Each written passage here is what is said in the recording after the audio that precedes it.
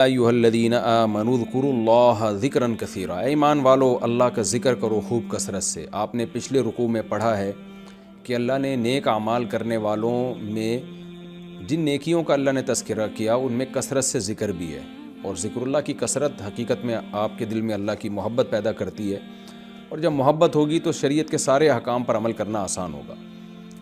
اور آگے اللہ نے اپنی نعمتوں کا بھی تذکرہ کیا کہ تم بھی اللہ کو یاد کرو کیونکہ اللہ بھی تمہیں یاد رکھتا ہے۔ اے ایمان والو کثرت سے اللہ کا ذکر کیا کرو، وَسَبِّحُوهُ اور اس کی پاکی بیان کیا کرو، صبح بھی اور شام بھی، یعنی کثرت سے۔ صبح و شام جب ہم کہتے ہیں نا تو اس کا مطلب ہوتا ہے کثرت سے کوئی کام کرنا۔ اسی وجہ سے نبی صلی اللہ علیہ وسلم نے بھی تسبیحات بتائی ہیں، جتنے بھی امت کے علماء صلحاء ہیں وہ اللہ کا ذکر بہت کثرت سے کرتے ہیں۔ پہلے زمانے میں تو جو بوڑھے لوگ ہوتے تھے نا، ہاتھوں میں ان کے تسبیح مستقل آ جایا کرتی تھی۔ ہم نے اپنی دادی کو دیکھا، اپنی والدہ کو دیکھا، اپنے بڑوں کو دیکھا، وہ آخر عمر میں بہت زیادہ ذکر کیا کرتے تھے۔ آج یہ چیز بھی سوسائٹی سے ختم ہوتی جا رہی ہے۔ اہل اللہ ذکر اللہ باقاعدہ اپنی نگرانی میں اپنے مریدوں سے کرواتے رہیں ہمیشہ سے، تاکہ لوگوں کے دل میں اللہ کی معرفت محبت پیدا ہو۔ آج بعض اسکالرز نے اس کا بھی مذاق اڑانا شروع کر دیا کہ یہ جو ہے نا تسبیحیں پھراتے ہیں اور جو ہے لوگوں کو ان چیزوں میں لگایا ہوا، اس طرح کی بات۔ تو اللہ کا کثرت سے ذکر کرنا یہ شریعت کے احکام میں سے ایک بہت اہم حکم ہے۔ نبی صلی اللہ علیہ وسلم نے فرمایا جو سبحان اللہ والحمد للہ ولا الہ الا اللہ واللہ اکبر صبح 100 دفعہ پڑھ لے تو یہ کلمہ اللہ کو جتنی سورج جن چیزوں پہ طلوع ہوتا ہے نا ان سب سے زیادہ اللہ کو یہ کلمہ محبوب ہے، اس لیے صبح و شام ذکر اللہ کا معمول بنانا چاہیے۔ اللہ فرماتے ہیں دیکھو اللہ بھی تمہارا تذکرہ کرتا ہے اور اللہ بھی تم پہ رحم کرتا ہے۔ هو الذی یصلی علیکم، اللہ وہ ذات ہے جو تم پر رحم کرتا ہے، وملائکتہ اور اس کے فرشتے بھی رحمت کی دعائیں کرتے ہیں تمہارے لیے، لیخرجکم من الظلمات الی النور تاکہ تمہیں گمراہی کے اندھیروں سے روشنی کی طرف لے کر آئیں۔ سورہ آل عمران میں ہے نا اللہ ولی الذین آمنوا یخرجہم من الظلمات الی النور، اللہ ایمان والوں کا ولی ہے جو گمراہی کے اندھیروں سے روشنی کی طرف لاتا ہے۔ تو یہ اللہ کی رحمت ہی تو ہے کہ اس نے پیغمبر کو بھیجا اور تمہیں قرآن کے ذریعے وہ بتاتا ہے کہ صحیح کیا ہے غلط کیا ہے۔ تو اللہ تم پہ رحم بھی کرتا ہے اور فرشتوں کو بھی اللہ نے اس کام پہ لگا دیا کہ تمہارے لیے رحم کی دعائیں کریں، اور پھر ساتھ ساتھ اللہ رحم کی ایک بڑی صورت یہ ہے کہ تمہیں بتاتا ہے کہ صحیح کیا ہے غلط کیا ہے، گمراہی کے اندھیروں سے نکال کے ہدایت کے روشنیوں کی طرف لے کر آتا ہے۔ وَكَانَ بِالْمُؤْمِنِينَ رَحِيمًا اور ایمان والوں پر اللہ بہت رحم کرنے والا ہے، اس کی رحمت آخرت میں بھی ہے اور دنیا میں بھی ہے۔ دنیا کی رحمت تو اس نے بتا دی کہ تمہیں گمراہی سے نکال کے ہدایت کی روشنی کی طرف لاتا ہے۔ آخرت کی رحمت کیا ہے؟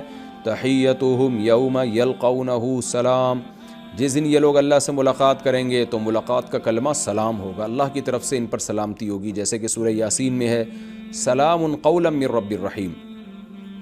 وَأَعَدَّ لَهُمْ أَجْرًا كَرِيمًا اور عمدہ رزق بھی اللہ نے ان کے لیے تیار کر کے رکھا ہے۔ پھر اللہ نے نبی صلی اللہ علیہ وسلم کی فضیلت بیان کی اگلی آیات میں، کیونکہ میں نے بتایا تھا نا اس صورت کے مقاصد میں سے ایک مقصد یہ بھی ہے کہ نبی صلی اللہ علیہ وسلم کو مختلف طریقوں سے جو تکلیفیں پہنچا رہے تھے، زبانی تکلیفیں، ان کا دفعیہ کیا ہے اللہ نے اس صورت میں۔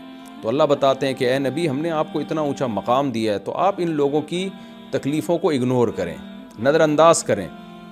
جیسے ہوتا ہے نا آپ کو کوئی فضول شخص اٹھ کے آپ کے خلاف پروپیگنڈا شروع کر دے تو ہم کیا کہتے ہیں، بھائی آپ کا مقام تو اس سے بہت اونچا ہے، آپ کیوں ان لوگوں کو زیادہ ویلیو دے رہے ہو؟ تو یہی انداز اللہ نے اختیار کیا۔ یا ایھا النبی، اے نبی، انا ارسلناک، ہم نے آپ کو بھیجا ہے شاہدن، گواہ بنا کے۔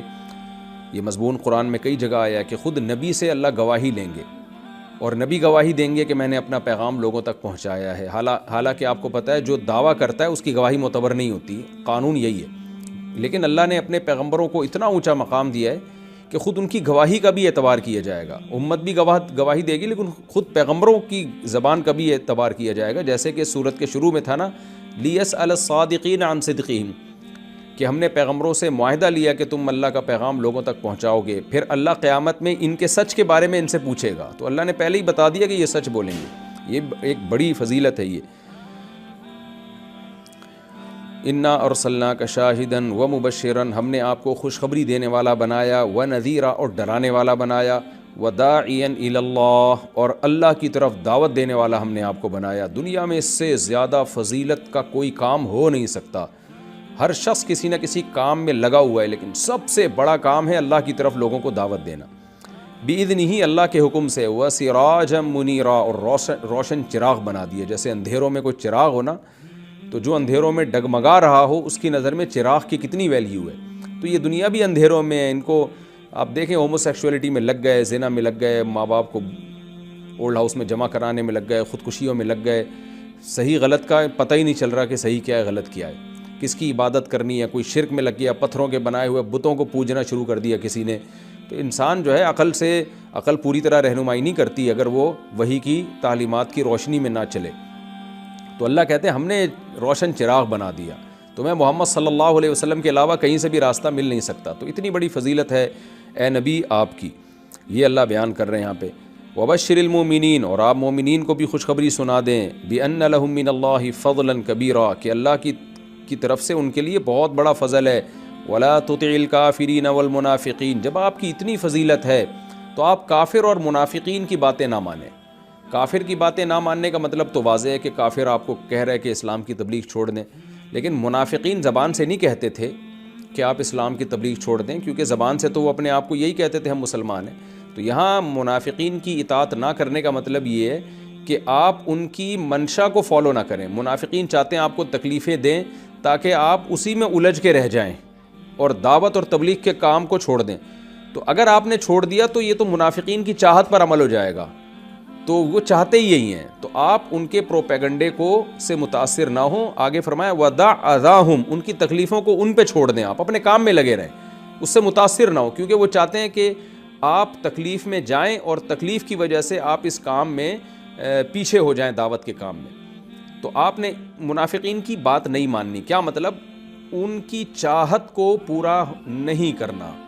یہ مطلب ہے کہ آج بھی یہی ہے کہ کوئی شخص اگر دین کی دعوت میں ہو اور اوٹ پٹانگ قسم کے لوگ آ کے جو ہے ان کو اعتراضات شروع کر دیں، تو اگر آپ ان کے اعتراضات کے جواب میں پڑ گئے یا آپ نے ان کو دل پہ لینا شروع کر دیا تو جو پازیٹیو کام آپ کر رہے ہیں وہ نہیں کر پاتے. تو وہ چاہتے یہی ہیں کہ علماء یہ سارے کاموں کو چھوڑ کر بس ہمارے اعتراضات کے جوابات میں لگے رہیں اور ہماری باتوں سے ہی تکلیف لیتے رہیں.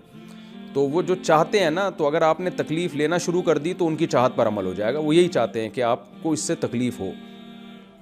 اس کی مثال ایسے جیسے کوئی شخص آپ کو تنگ کر رہا ہو، چھیڑ رہا ہو اور آپ اس سے تنگ ہو رہے ہو، تو ہم کیا کہہ رہے ہیں، یار تم تو وہی کر رہے ہو جو یہ چاہتا ہے، تو تم تنگ ہونا چھوڑ دو تو یہ مایوس ہو جائے گا تم سے. وَتَوَکَّلْ عَلَى اللَّهِ، اور ایک اور طریقہ کہ اپنی دعوت پر جمے رہنے کا وہی کیا ہے کہ اللہ پر توکل کریں.